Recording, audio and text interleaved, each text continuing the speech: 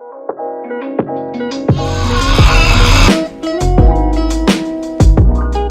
you could probably tell by the intro that I'm not a big fan of this step.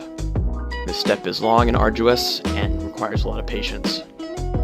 But it's also probably among the most important steps, as it is the time where we shape the blade, get it down to a nice geometry before we harden it.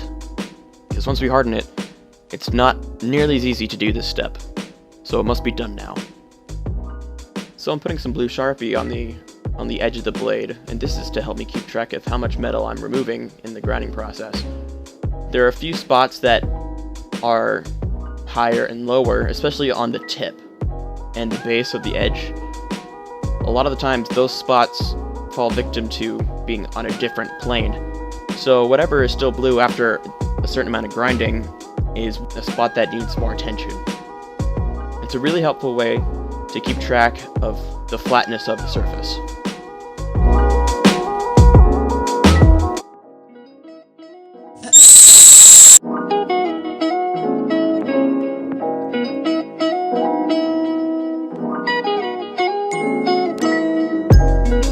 So, the reason we switched to a lighter stone is because after heat treating, the blade becomes very hard, and therefore takes more time and effort to polish.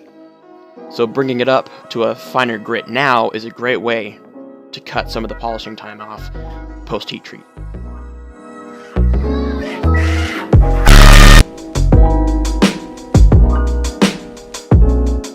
So when grinding this thing, it's important to keep in mind the goal, and the goal is to, again, get a decent finish, as you can kind of see here, as well as reach the optimal thickness of the cutting edge.